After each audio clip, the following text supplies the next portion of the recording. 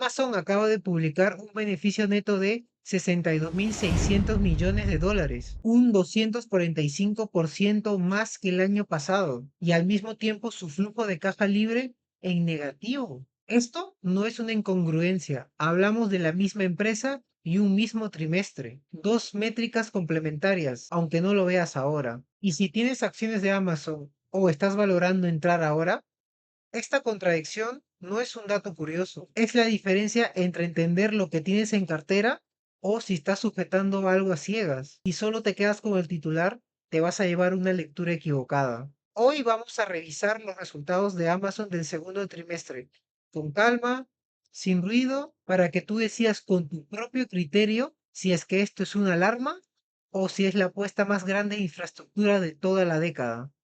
Bienvenido una semana más. Si es la primera vez que te pasas por el canal, aquí no hacemos trading, no perseguimos modas. Construimos con paciencia un patrimonio sólido a base de entender qué hay por detrás de cada empresa en la que invertimos. La semana pasada revisamos los números de Microsoft. Hoy le toca a Amazon. Y no lo hacemos por curiosidad, lo hacemos porque cada trimestre de estos gigantes tecnológicos es una prueba de si nuestra tesis sigue vigente de acá a 5 años. Quédate hasta el final. Al cierre te explico cuál sería con estos datos el precio de entrada que yo consideraría razonable si estuviera valorando entrar ahora e invertir en Amazon.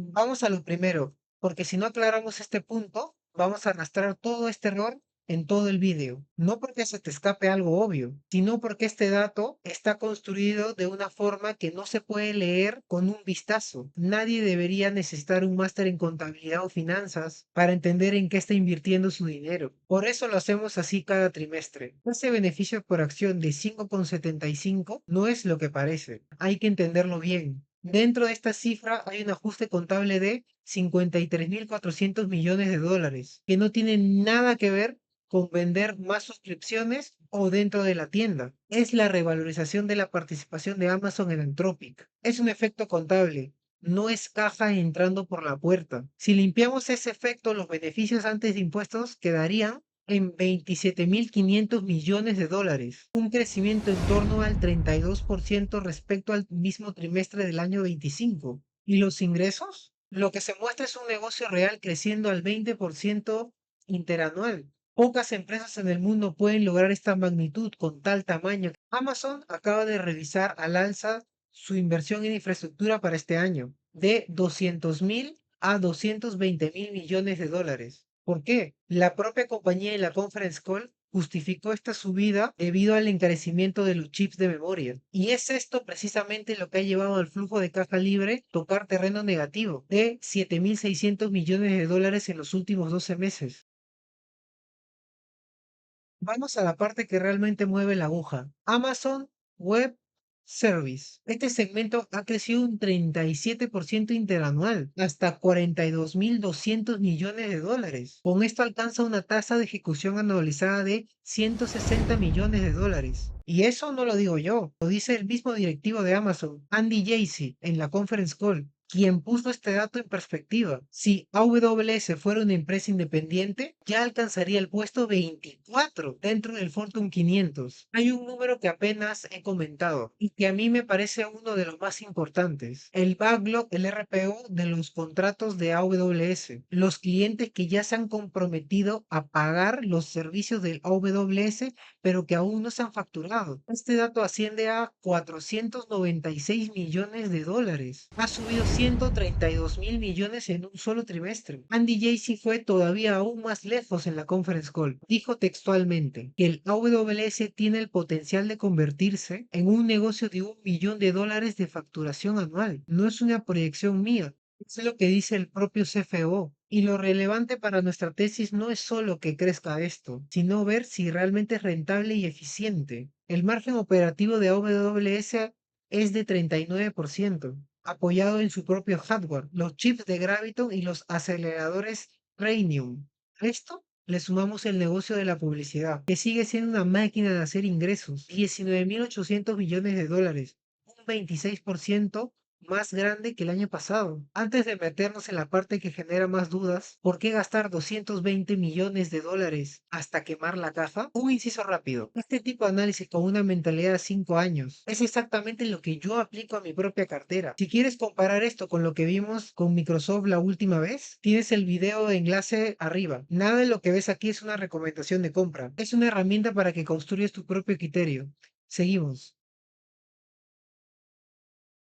La pregunta que se hacen los inversores es la siguiente: ¿por qué gastar tanto de flujo de caja libre hasta dejarlo en negativo? La respuesta está en que Amazon maneja dos ciclos de inversión completamente distintos. Por un lado, los centros de datos se empiezan a construir 2 años antes de poder alojar cualquier servidor, pero una vez operativos tienen una vida útil de más de 30 años. Amazon amortiza este desembolso inicial durante varias generaciones tecnológicas. Por otro lado, los servidores y las redes. Estos se compran solo meses antes de entrar en servicio, ajustados obviamente a la demanda real. Y aquí el dato más importante para analizar esto: el periodo de recuperación de estas inversiones es inferior a 3 años, mientras que los contratos de capacidad con los clientes se firman con un mínimo de 5 años. En otras palabras, la directiva no está construyendo a ciegas. Está respondiendo a una demanda ya comprometida por un contrato para 2027 y 2028. Ahora bien, no todo ha sido perfecto. En los próximos minutos veremos por qué la guía o el guidance en inglés